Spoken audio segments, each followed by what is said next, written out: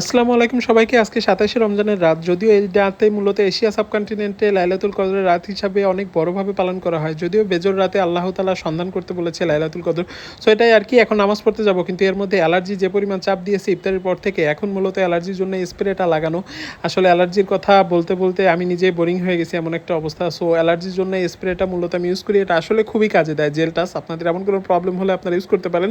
So স্প্রেটা লাগিয়ে এখন মূলত বের হব। আর আজকে মূলত আউটফিট হিসাবে এই ব্ল্যাক পাঞ্জাবিটা রেখেছি। যদিও আমার ব্ল্যাক পরাই হয় না, বিকজ আম্মু ব্ল্যাক আর সাদা পরতেই দেয় না। সো যাই হোক, সো আজকের আউটফিটটা হচ্ছে এই। সো আর দেরি না করে চলেন তাহলে নামাজ পড়তে যাওয়া যাক। আর মসজিদে এসে একটা জিনিস খুবই ভালো লাগলো, এরা পানি প্রোভাইড করেছে, যেটা আসলে তারাবির সেক্টরের সময় দরকার হয়। আর আমি যেহেতু তেহেরি খেয়েছি, সো আমার জন্য পানিটা আসলে দরকার ছিল।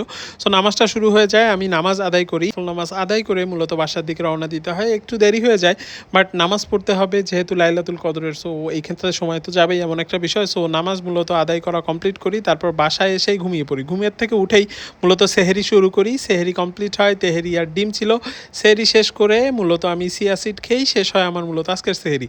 সেহেরি শেষ করে তারপর ফজরের নামাজ আদায় করি। ফজরের নামাজ আদায় করে তারপর ঘুম থেকে উঠে নামাজ শেষে ব্লগ শুরু করতে করতে একটু লেট হয়ে গেল। আর এখন মূলত আসরের রক্ত হয়ে গেছে এমন একটা সময়, সেই সময় ব্লগ শুরু করলাম। আর এখন মূলত যাব হলো আসরের নামাজ পড়তে, এবং আসরের নামাজ শেষে মূলত আমি আমার কিছু মানুষদের, মানে আপন মানুষ বলবো বা কাছের মানুষ বলবো বা প্রিয় মানুষ বলবো, যেটাই বলতে পারি না কেন, তাদের জন্য কিছু গিফটের ব্যবস্থা করেছি।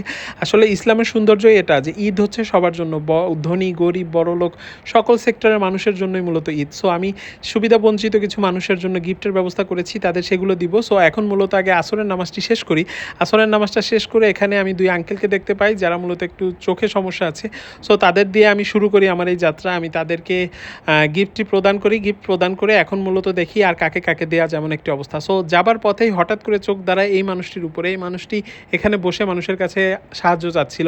সো আমি তার কাছে যে আমি আমার পক্ষ থেকে কিছু টাকা তাকে দেবার পরে সে এতটা খুশি হয়, এবং আমি বলি আপনি রোজা আছেন? সে বলে হ্যাঁ। তাই আমি বলি আচ্ছা ঠিক আছে, তাহলে আপনি চলে যান। অবাক করার বিষয় হচ্ছে আমার টাকাটা পাবার পরে তাকে চলে যেতে বলেছি, সে চলে যাচ্ছে।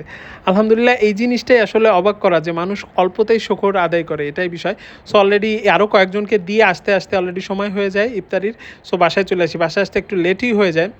সো বাসায় এসে মূলত দেখি অলরেডি আম্মু ইফতার রেডি করেছে। আর আজকে মূলত অনেকটা টায়ার্ড, বিকজ আমি অনেকটা বাইক রাইড করেছি। আমি আরও কয়েকজনকে দিয়েছি, প্রায় ৮-১০ জনকে মতো দেয়া হয়েছে। আরও কিছু বাকি আছে, সেগুলো দিতে হবে।